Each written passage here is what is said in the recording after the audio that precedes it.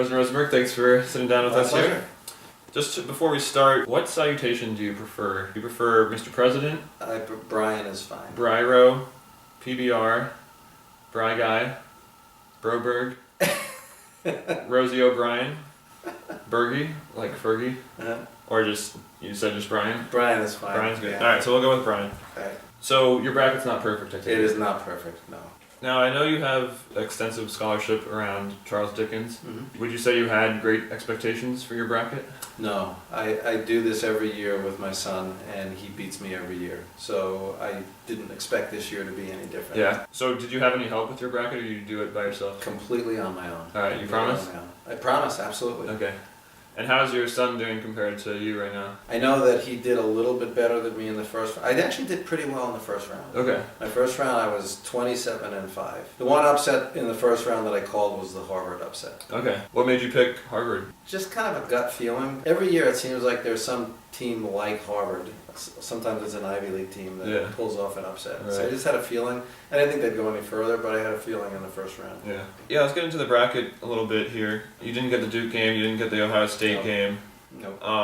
So how about they didn't beat Ohio State in that first round, and they went on to beat Syracuse? Beating Syracuse didn't shock me. How far did you have them going then? When did you have them losing? I had OSU Syracuse in the second round and OSU beating Syracuse. Oh wow, okay. I don't know what it is. Maybe because Jim Boeheim looks so unhappy all the time, but I've never been a big fan of Syracuse teams performing well. Their disappointments always stick in my head more than their victories. Okay. So how many of the Sweet 16 teams do you have that you I have 9. I got 9 of the 16 teams right. Okay.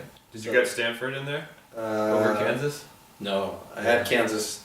I had Kansas going all the way. Oh wow. So that was a big loss for me. Okay. And I don't know why. I mean, I thought Wiggins would have a big tournament. Yeah. And I just had some feeling about Kansas that was obviously completely wrong. Right. So that was that one blew apart my bracket completely. My other Final Four teams are all still alive.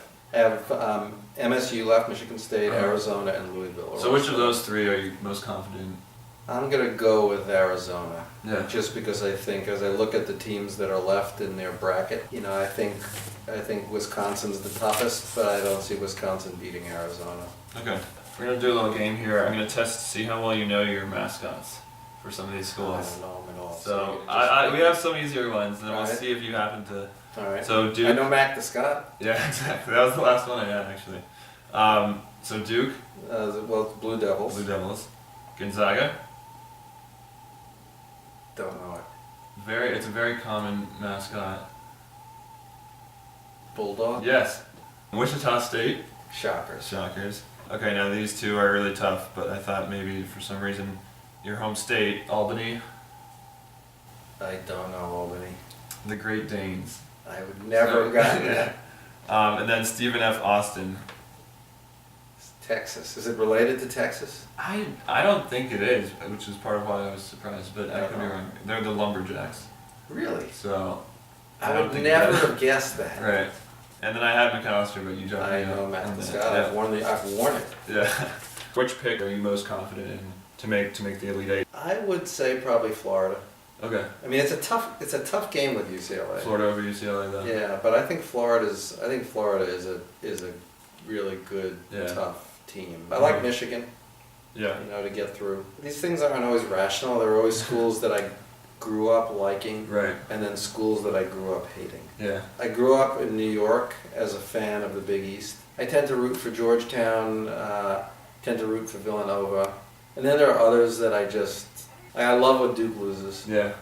I like it when North Carolina loses. Yeah. But those things, none of that is really rational. Right. It's just emotional. Right. How often do you hit the gym here at Macalester? Do you ever play those noon pickup games? I don't. In order to play basketball at my age, you have to be either really big or really fast, and I'm not either one. Okay. So I do Pilates once a week because it's really good for flexibility and for my back and for balance. Right. And all that stress of being the school president, I'm sure. It's a great stress reliever. Yeah. I mean, when you're tied up in knots on a reformer with your butt up in the air, you don't think a lot about being a college president. Right. Which is great. So how invested are you generally, are you watching the games a lot? I like watching the games because I find them relaxing. The problem with watching games where I really care about who wins is I've always been too invested. Yeah. So it's like I hate watching Knick games, A, because they're terrible, Yeah. and B, because I care too much. Yeah. Are you going to be paying attention particularly to the games at the Garden with I know that great game UVA and Michigan State? Yeah, I think it's great that there's a Sweet 16 round at the Garden. That's such a fun place. Yeah.